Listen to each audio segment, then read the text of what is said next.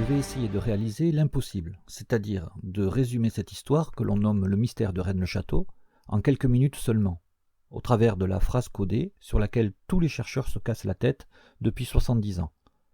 On pourrait commencer tout simplement par l'histoire d'un petit berger nommé Ignace Paris, dont la bergerie se situe sur le plateau de la Fajole, près de la commune de Rennes-les-Bains dans l'Aude, à quelques kilomètres de Rennes-le-Château. Le berger amène ses brebis s'abreuver dans une rivière particulière que l'on nomme la Salse. Un jour, une brebis ne suit pas le troupeau et se retrouve au-dessus d'un ravin rocheux puis tombe dans une cavité. Elle bêle jusqu'à ce que Ignace Paris vienne la récupérer. Il découvre alors quelque chose, peut-être un trésor, peut-être des reliques. Il y a plusieurs sources possibles. Il le dit au curé du village qui en réfère à son évêché, à Alette, Monseigneur Nicolas Pavillon. L'évêque cherche un moyen de sauvegarder l'emplacement de la cache discrètement. Il se rapproche de deux peintres locaux du musée des Augustins de Toulouse, en qui il a confiance, Jean-Pierre Rivals et Ambroise Frédot.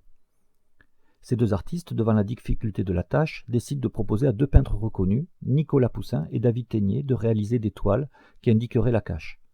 Poussin est à Rome, les peintres toulousains vont alors lui amener un fond de tableau correspondant au sommet que l'on voit lorsqu'on est sur la cache, ainsi qu'une carte dessinée plus ou moins grossièrement, car la première carte, celle de Cassini, n'existe pas encore. Le peintre réalise un tableau qu'il nomme les Bergers d'Arcadie, composé de 3 niveaux qui se superposent. Le fond représente un paysage réel. Le centre, une scène mythologique, qui est en fait une carte locale. On remarque bien que les habits, les positions des personnages, épousent les contours des routes et de la rivière Salse dans la vallée. Puis, sur les conseils de Rivals, au premier plan est peint un paysage précis, celui de la cache telle qu'elle existe dans la réalité, en particulier une sculpture naturelle de pierre qui ressemble à la tête d'un animal et qu'il représente en bas au centre du tableau.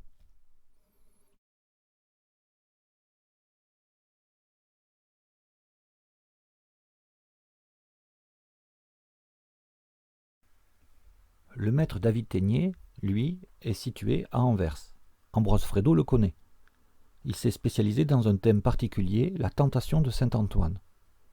Frédot lui demande un tableau qui ne soit pas une tentation, mais une représentation de Saint-Antoine et de Saint-Paul. Le paysage autour des deux saints correspond exactement à l'endroit où se situe la cache.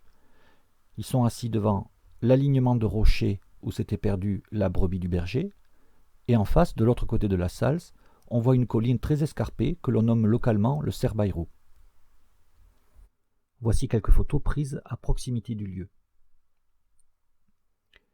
En fait, il faudra attendre le XIXe siècle qu'un petit groupe de prêtres, situé à l'église Saint-Sulpice à Paris, décide de retrouver la cache. Il confie cette mission au prêtre Henri Boudet, le prêtre de Rennes-les-Bains, à partir des indications qu'il possède. Et puis un autre prêtre que nous connaissons grâce aux travaux de mon ami Franck Dafos, le prêtre Jean Jourde, cherche le moyen de réaliser un nouveau codage plus précis que celui des tableaux. Or, il va très souvent prier dans la chapelle des Saint-Anges de Saint-Sulpice, et il connaît par cœur les 3 fresques réalisées par Delacroix quelques années plus tôt. Sur sa gauche, la lutte de Jacob avec l'ange. Plusieurs allusions à ce tableau se retrouvent dans l'église de Rennes-le-Château. Sur sa droite, Héliodore chassé du temple, où on voit notamment un cheval de Dieu. Et au plafond, Saint-Michel terrassant le dragon, ou achevant le démon, selon les noms qui sont donnés à la fresque. Il se trouve aussi que le vitrail situé en face, et qui a été brisé par un cambrioleur en 1900, projette des petits cercles bleus sur l'une ou l'autre des fresques, on n'en est pas certain. L'idée de Jourde est de créer une phrase codée qui permet de retrouver la cache. C'est la fameuse phrase « Bergère, pas de tentation ».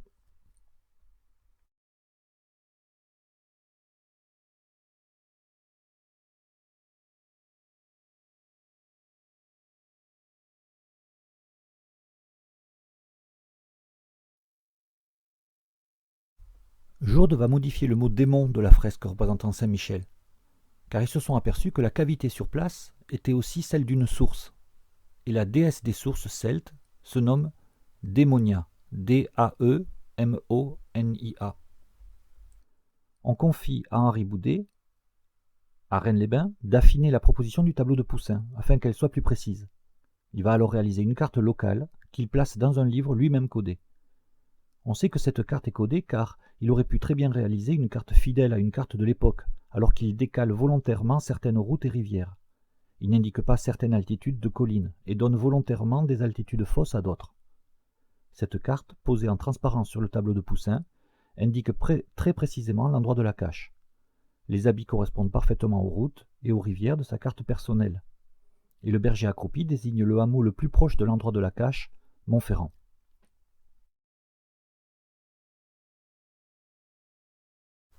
Pour améliorer la proposition de David Ténier, on va confier à une peintre anglaise, du nom de Hancock, de réaliser une autre version du tableau, mais en définissant mieux les détails naturels. Par exemple, l'artiste va représenter un rocher très caractéristique qui se trouve en face de la cache, et que Boudet nomme la pierre de dés, car elle a une forme plus ou moins cubique. Koch va aussi faire une référence au petit berger en le représentant avec ses brebis.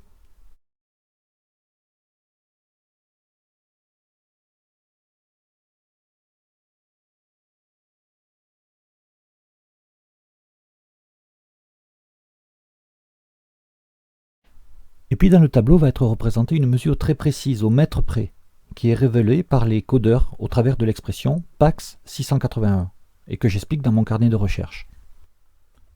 Jean Jourde va alors composer la phrase codée qu'il a réalisée à partir d'un texte latin tiré des évangiles, auquel il va ajouter 128 lettres.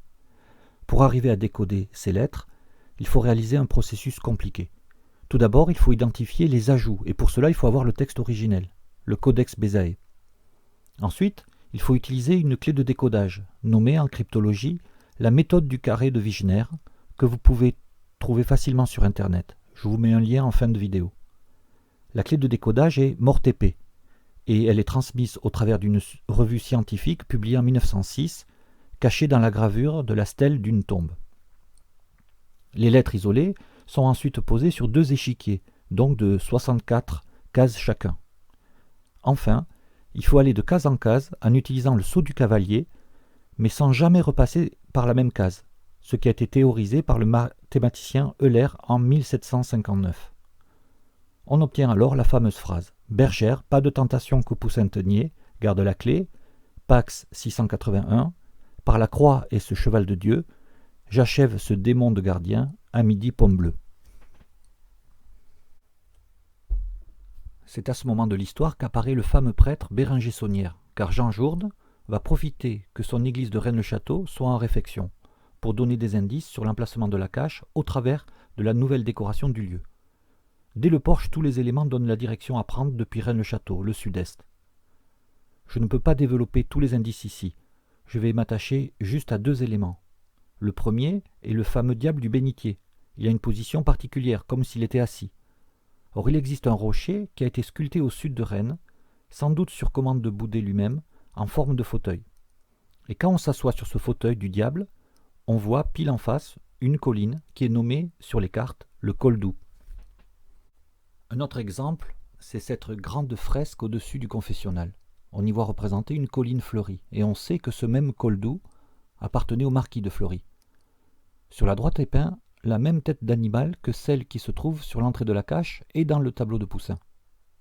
Sur la droite de la colline fleurie, on voit la représentation d'un chapiteau de piliers de l'église Saint-Sulpice, qui correspond au méridien tracé dans l'église parisienne et qui passe à quelques centaines de mètres à l'est du col d'Oux. Il a été représenté dans le Da Vinci Code, mais Dan Brown n'a pas compris son utilité. Un peu plus haut, à droite, sur la fresque, est représenté le hameau de Montferrand. Sur la gauche est représenté le fauteuil du diable, et au centre de la colline, représenté par la croix du confessionnal, est placé un sac percé qui indique qu'on a déjà ponctionné une partie du contenu de la cache.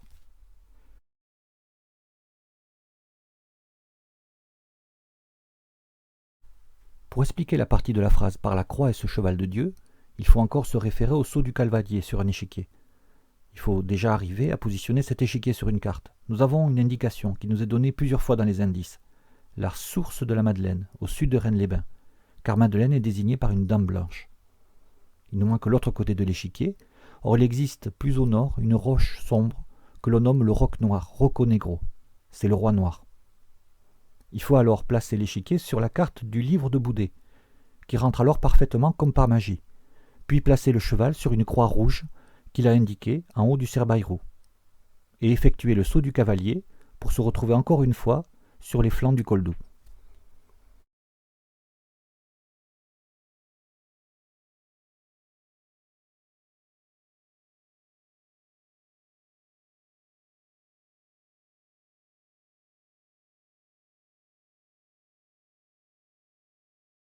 Il ne nous reste qu'à comprendre la dernière partie de la phrase. À midi, pomme bleue.